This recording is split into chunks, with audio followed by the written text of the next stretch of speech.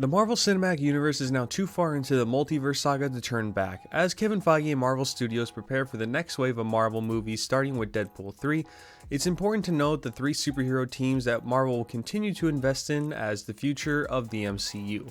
In this video, we'll go over each of these three teams and why they will be important for the future of the MCU. We've got a lot to cover, so let's get right into it. First is the X-Men, which is apparent with all of the recent MCU news. On March 20th, Marvel Animation will begin releasing new seasons of X-Men 97, which I think looks fantastic from the footage that we've seen so far. Most longtime fans of Marvel are familiar with the traditional X-Men lineup of Storm, Cyclops, Rogue, and Wolverine, but from the trailer we will get introductions to other X-Men such as Bishop and Jubilee. I think this X-Men 97 series will be a way for Marvel to gauge the fans' interest in the entire X-Men team. The last project with the X-Men was X-Men Dark Phoenix, which didn't perform all that well at the box office. Marvel Animation will use this first season to determine if there's genuine interest from the fans before investing more into it. I anticipate this show doing decently, but with it being animated in the style of the 1997 series, I am unsure about how younger audiences will react to it. Now, of course, I can't talk about the X-Men and skip over the highly anticipated Deadpool and Wolverine movie coming out this summer. Released during the Super Bowl, this trailer broke all of Marvel's previous trailer records, including the one held for Spider-Man No Way Home for most views in 24 hours. From the looks of the trailer and set photos, it seems that this will continue on Marvel Studios' theme of the multiverse, officially bringing Deadpool into the MCU along with Hugh Jackman's Wolverine. At the time of recording this, no new trailer has been released, but as soon as one does, I will look to create a trailer breakdown for it, so be sure to subscribe so you don't miss out on that video. Personally, I'm super excited for this Deadpool movie as I think it can revive the MCU after a few projects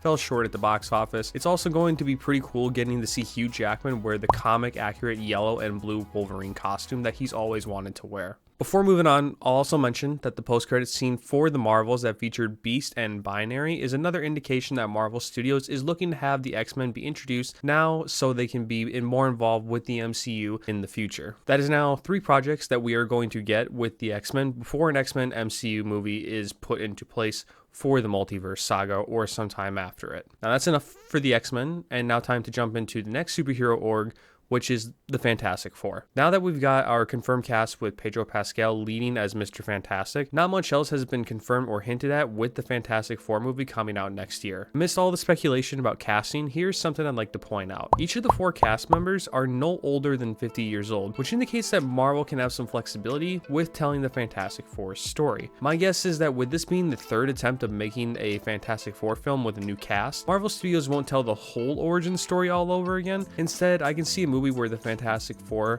have been together for some time, but how would that work if the MCU has been going on this whole time? A popular theory I've seen is that the Fantastic Four don't exist in the main universe, but rather in a different one, which could also indicate that the film may take place in a different time period, as seen from the painted photo they released with the cast announcement. Also worth noting is that the Fantastic Four not only have a wide assortment of villains and adversaries, but a surprising number of team-ups as well. With Reed Richards being one of the greatest minds in the universe, he's teamed up with almost every superhero, including the Avengers and Spider-Man. Speaking of Spider-Man, he and the Human Torch are no strangers to each other in the comics as they bumped into each other quite a bit. With Joseph Quinn landing this role and entering his prime acting phase, I think he and Tom Holland could have some great on-screen moments as fellow superheroes. Now, going back to the large number of villains, almost all of these are Avengers level threats. Most importantly, you have Galactus and you have Doctor Doom. I hope Marvel does not go too quickly into Galactus or Doom, since they can use these two as the next big bads of the MCU to rival that of Thanos from the Infinity Saga.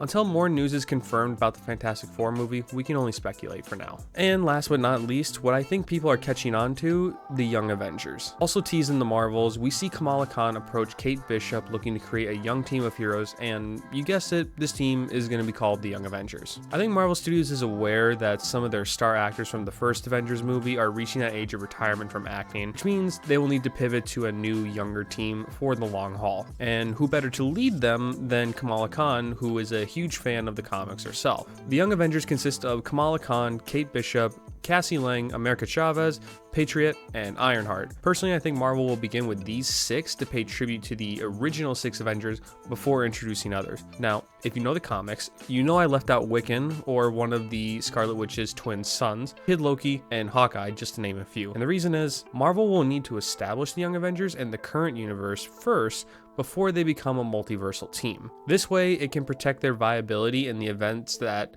Marvel needs to end the Multiverse Saga earlier than anticipated. However, this doesn't mean that we will not see the full Young Avengers team, but likely not immediately. And that's it. Those are the 3 superhero teams that I think will be the future of the MCU. Let me know your thoughts in the comments, as I'm always curious to know each of your own theories. Until then, have a great rest of your day, wherever you may be.